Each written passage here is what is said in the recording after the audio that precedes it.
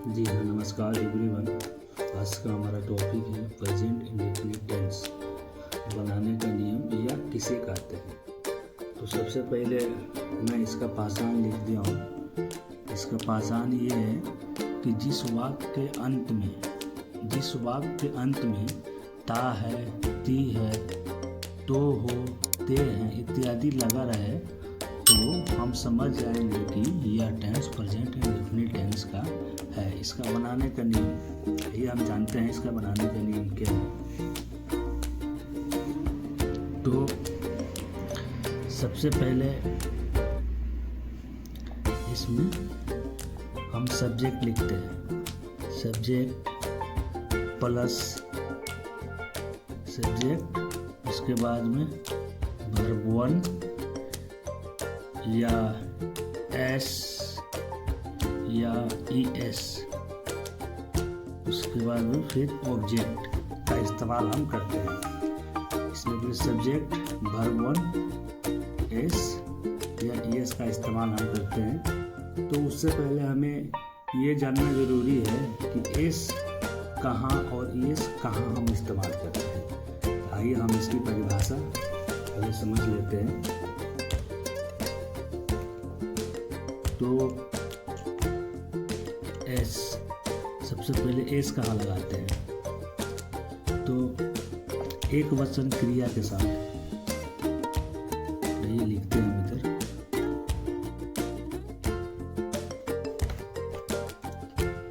एक वचन क्रिया के साथ एक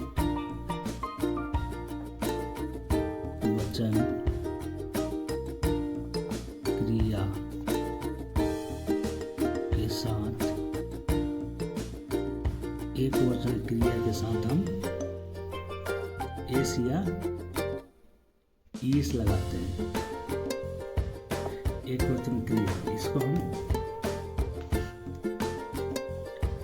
थर्ड पर्सन के सिंगुलर नाउन भी बोलते हैं। क्या? थर्ड पर्सन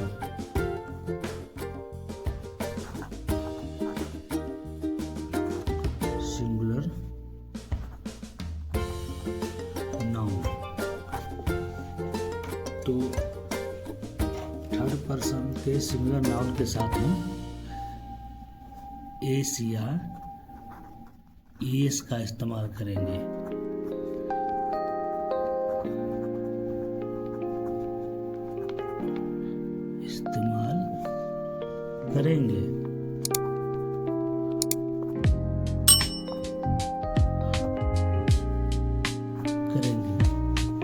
उसके बाद में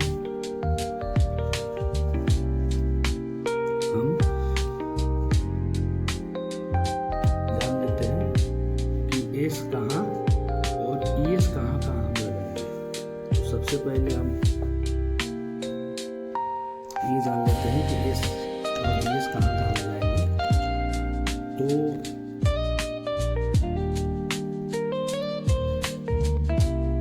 जिस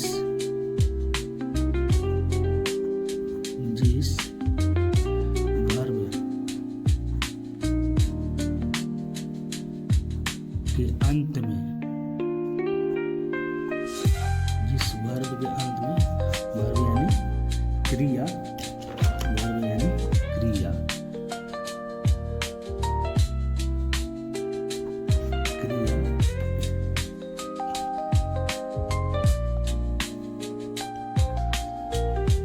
जिस वर्ब के अंत में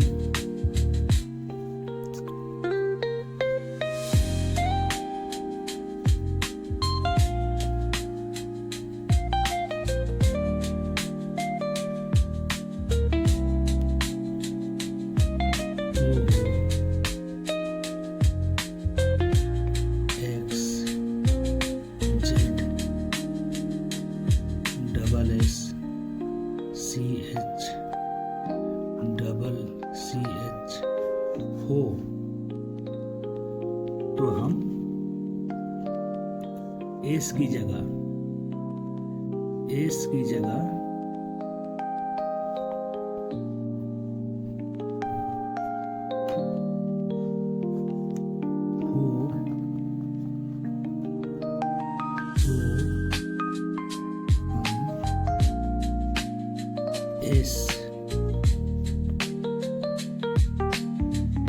एस की जगह हम ES लगाते हैं, एस की जगह ES लगाते हैं, एस की जगह ES लगाते हैं। ठीक है,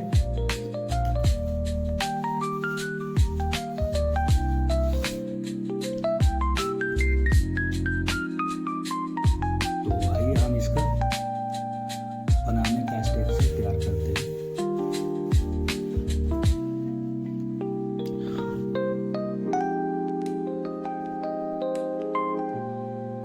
इस लगाएंगे।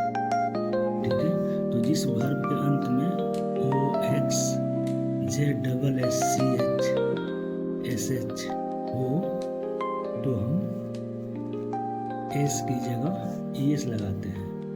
तो आइए हम इसको फार्मूला के हिसाब से बनाते हैं एक दो एग्जाम्पल के साथ। जैसे में वह घर जाता है, वह घर जाता है,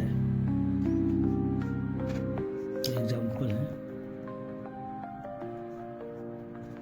जैसे वह घर जाता है तो इसका इंग्लिश क्या होगा? वह कहीं हो गया, वह कहीं, जाता का ऐसे तो गो होगा, गो। अभी इसमें क्या है कि ये एक वचन क्रिया के साथ तो थर्ड पर्सन के सिंगुलर नंबर के साथ में जो आता है OXZSSH उसके बाद में ये के अंत में O है, तो O की जगह हम क्या लिखे हैं? O हो तो हम S की जगह ES लगाएंगे, तो इसमें हम ES जोड़ देंगे। राम वह घर जाता है तो ही गोज हाउस, घर का हाउस होता है ना, वो घर जाता है। हाउस या होम भी होता है।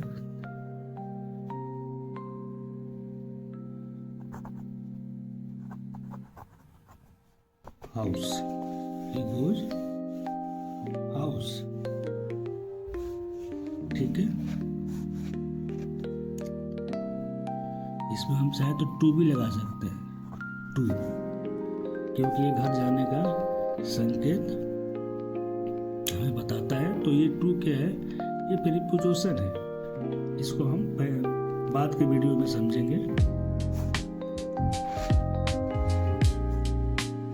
ये पहला एग्जांपल हुआ, उसके बाद में दूसरा एग्जांपल हमारे लिए है।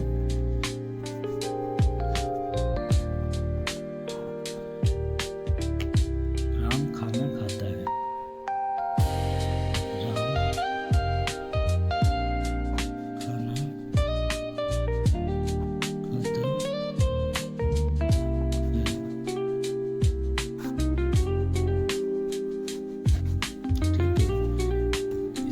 क्या होगा?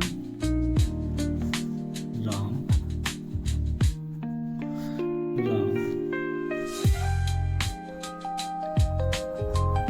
इट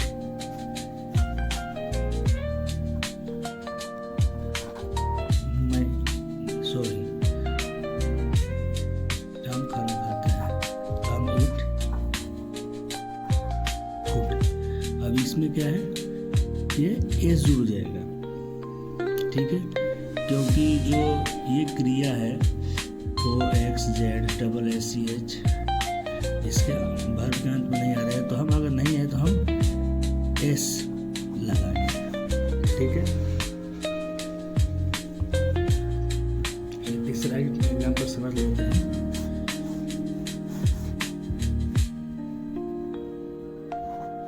तीसरा एग्जाम्पल ये है कि वह या वह स्कूल स्कूल जाता है, वह स्कूल जाता है। इसका क्या होगा? वह स्कूल जाता है क्या? वह का इंग्लिश ही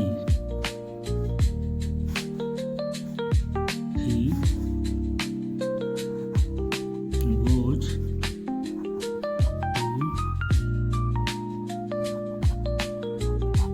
to school। ठीक है, तो फ्रेंड्स ये जितने भी सेंटेंस बने हैं ये सबसे पहला अफर्मेटिव सेंटेंस में आता है। किसमें आता है? तो अफर्मेटिव सेंटेंस। इसको यहाँ लिख देते हैं।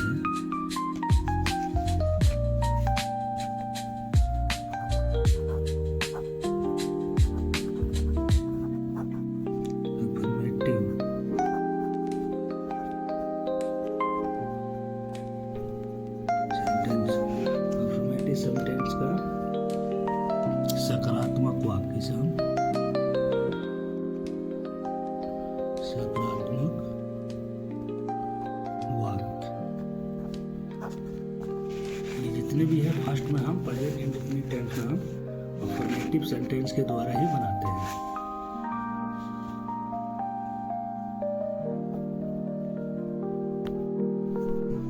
तो आइए अब नेगेटिव सेंटेंस बनाने का नियम तैयार करते हैं।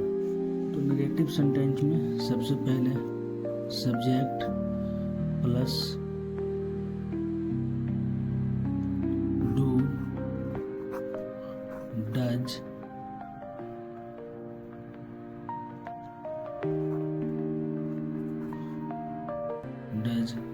उसके बाद में नोट उसके बाद में वर्ब का पहला रूप और ऑब्जेक्ट लगाते हैं। इसमें पहले subject do does plus note, verb का पहला, फिर उसके बाद में ऑब्जेक्ट लगाते हैं। तो आइए इसका हम एक दो एग्जाम्पल समझ लेते हैं। जैसे में पहला एग्जाम्पल ये है कि वह खाना नहीं खाता है। वह खाना नहीं खाता है। वो खाना नहीं खाता है। इसका हम इंग्लिश बनाएंगे। वो का इंग्लिश ही उसके बाद में डज इसमें आएगा। ही डज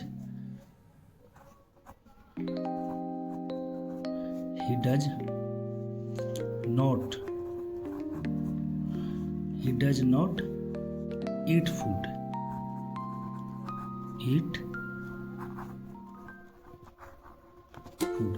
अभी इसमें देखो और नियम ये है कि डू डज कहाँ लगाते हैं। इसमें भी सेम प्रोसीजर वही है कि थर्ड पर्सन के सिंगुलर नंबर के साथ हम डज लगाएंगे। आइए हम लिख देते हैं। एक वचन क्रिया, एक वचन क्रिया के साथ सिंगुलर नाउन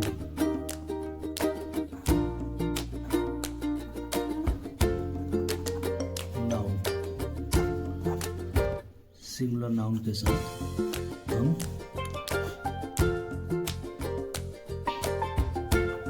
डज लगाएंगे। डज लगाते हैं, ये लगाएंगे और बाकी के साथ हम डू लगाएंगे। ठीक है, दूसरा एग्जाम्पल ले लेते हैं।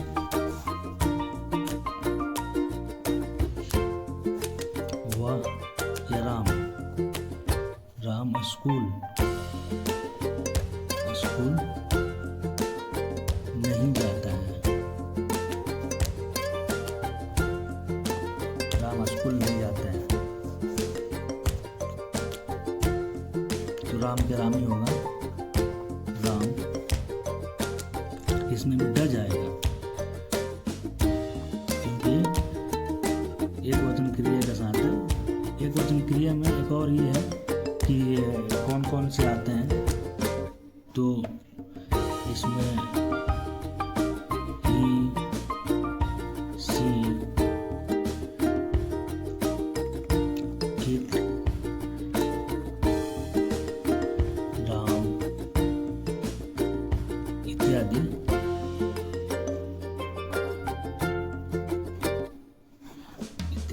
ही, सी, इट और जितने भी नाम हैं, अगर ये आए तो उसके साथ हम क्या लगाएंगे, डज लगाएंगे।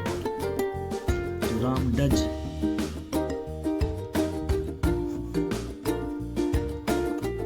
राम डज नॉट, स्कूल नहीं जाता है, नॉट गो टू स्कूल। ये टू एक प्रीपोजिशन है जो कि हम आपके आगे आने वाले वीडियो में हम समझाएंगे। तीसरा एग्जाम्पल ले लेते हैं। तीसरा एग्जाम्पल ये है कि हम लोग स्कूल नहीं जाते हैं। हम लोग स्कूल नहीं जाते हैं या हम लोग खाना नहीं खाते हैं। हम लोग स्कूल नहीं जाते हैं। तो इसका होगा वी। इसमें क्या है, वी के साथ डू लगेगा। You do not go to school. ठीक है, इसके बाद में नेगेटिव हो गया। इसके बाद में इंट्रोगेटिव सेंटेंस बनाने के लिए हम समझते हैं।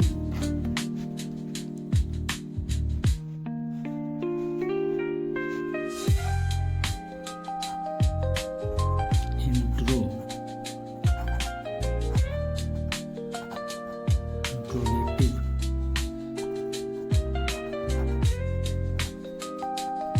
सेंटेंस बनाने का नियम।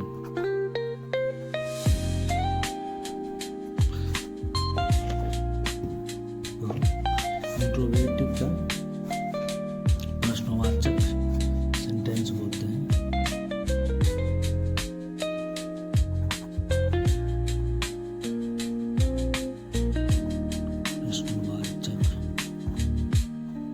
प्रश्नवाचक वाक्य।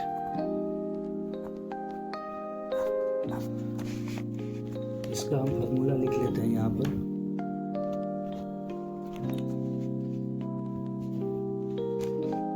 इसको बनाने के लिए हम सबसे पहले डू,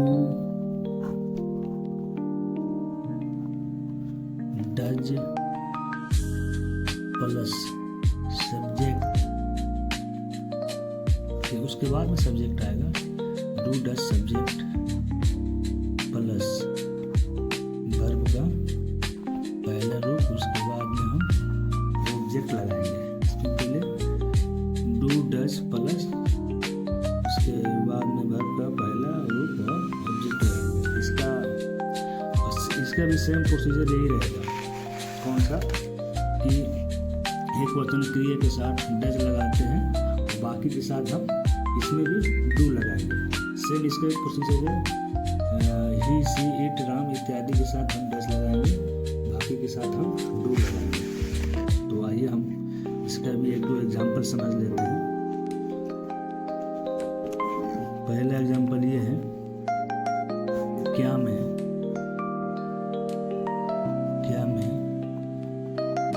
खाना खाता हूँ।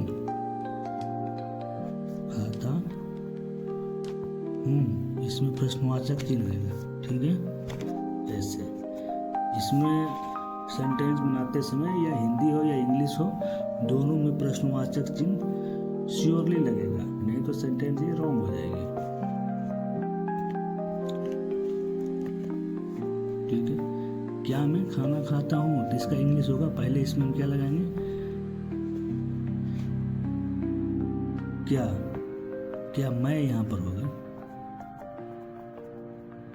मैं, क्या मैं खाना खाता हूँ, तो सबसे पहले इसमें हमने क्या बताया था कि डू लगेगा। अब डू क्यों लगेगा, क्योंकि ये इसके बगल में आई है। अगर यहाँ पर ही सी रहता तो यहाँ पर डज लगता। डू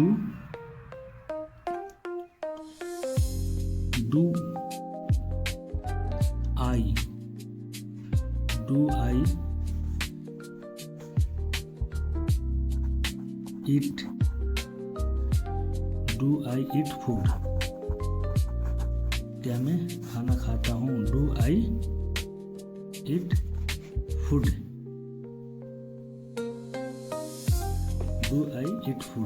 क्या मैं खाना खाता हूँ, डू आई ईट फूड। दूसरा एग्जांपल ले लेते हैं इसका, जिसमें राम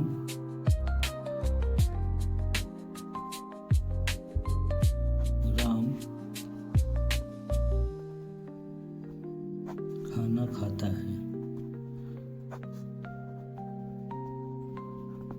खाता है, तो इसका होगा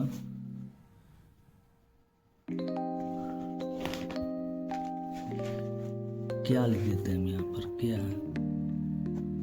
क्या राम खाना खाता है, तो इसका ये होगा डज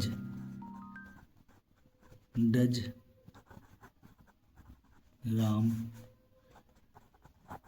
ईट फूड। प्रश्नवाचक चिन्ह भी यहाँ होगा, प्रश्नवाचक चिन्ह भी यहाँ होगा। ठीक है, प्रश्नवाचक चिन्ह भी यहाँ होगा, प्रश्नवाचक चिन्ह भी यहाँ होगा। ठीक है, तो तीसरा एग्जाम्पल लेते हैं हम।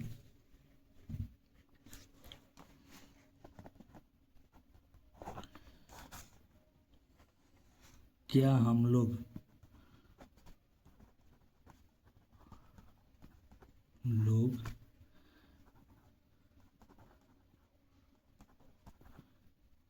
क्रिकेट खेलते हैं, क्या हम लोग क्रिकेट खेलते हैं, तो इसका होगा इंग्लिश, हम लोग है तो यहाँ पर डू लगेगा, डू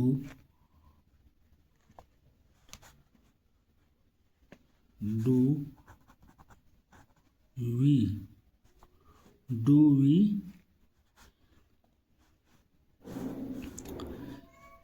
प्ले क्रिकेट,